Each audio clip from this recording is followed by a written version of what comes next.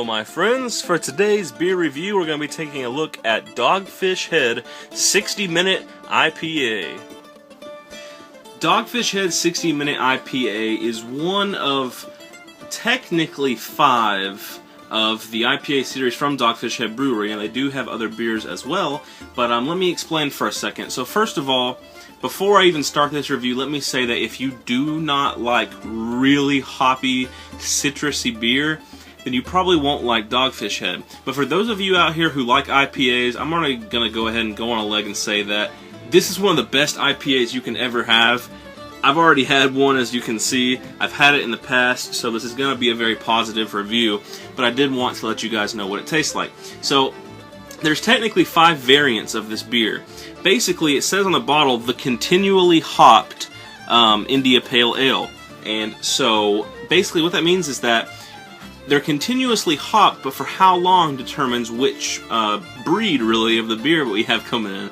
So, they have a 30-minute IPA, a 60-minute IPA, much more uncommon 75-minute IPA. You've got the 90-minute IPA, and then the infamous and legendary 120-minute IPA.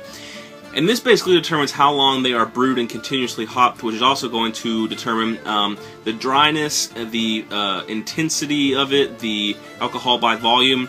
The 60-minute IPA, I say, is a good in-between of it. It's not too weak, but it's not too strong either.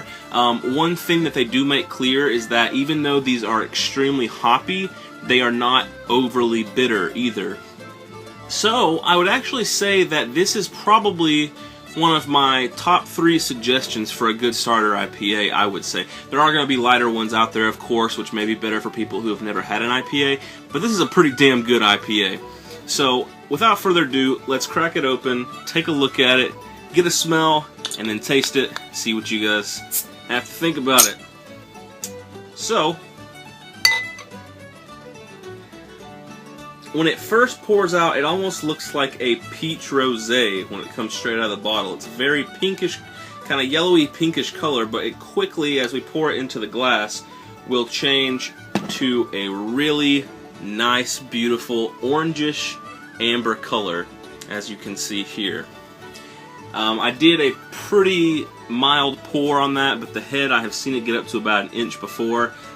It does leave just ever so slight amounts of lacing in the glass. It does dissipate quickly though, but let's go ahead and get a smell for it.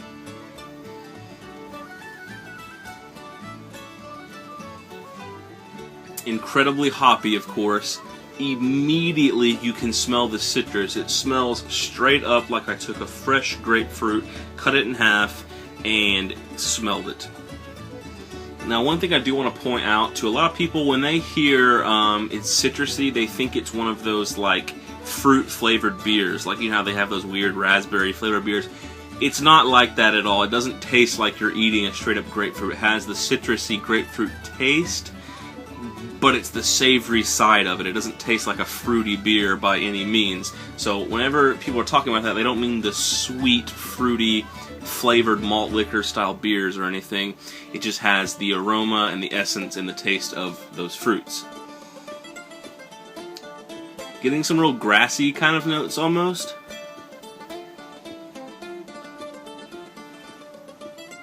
It's very pungent and dominant in the smell. I'm getting just 3 key things here. I'm getting grapefruit, grass, and hops. And that's it. There's no little hidden mild undertones or anything like that in the smell. I will tell you this beer tastes a lot better if you let it warm up just a little bit. You don't want it to be super chilled. This is a little bit cold, but just let it warm up a little bit. It's good chilled, but don't have it be like just right above freezing temperature or anything other. So without further ado, let's give it a taste.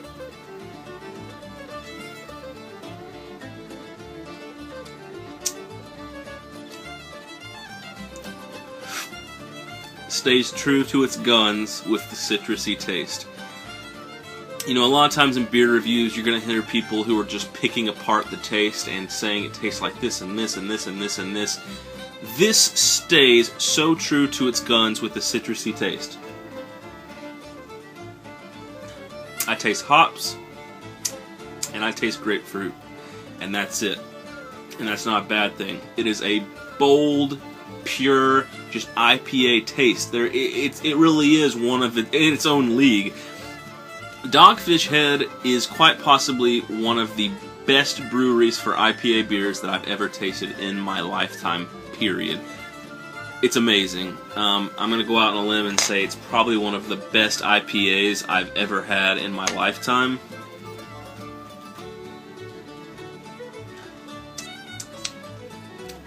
It is a little bit bitter, but it's not exceedingly bitter.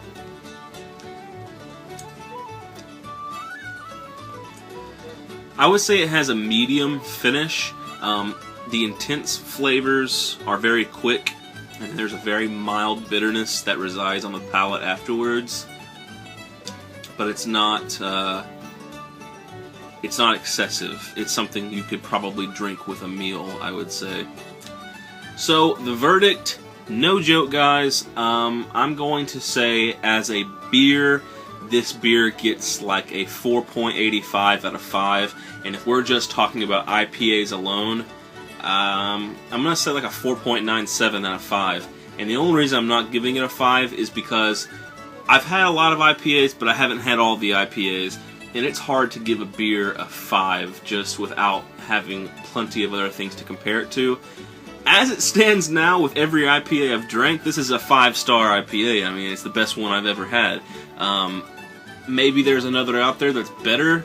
I'm going to say I doubt it, but you never know. So I'm saying a 4.97 out of 5. If you are a hoppy tasting fan, if you are an IPA fan, Dogfish Head 60-minute IPA is the one to get. Now, I've never had the 30, the 75, the 90, or the 120, so I don't have that to compare it to. I'm looking forward to finding those and reviewing them for you guys, but as it stands, I just have a feeling that a 60-minute is probably going to be where most people want to keep it at. It's not super weak and light, but it's not like over the top, just like a non-sessionable beer either. This is right in the middle. It's got the pungentness, but it's not crushing. It's not overly done. It's the perfect IPA. Hope you guys enjoyed the review.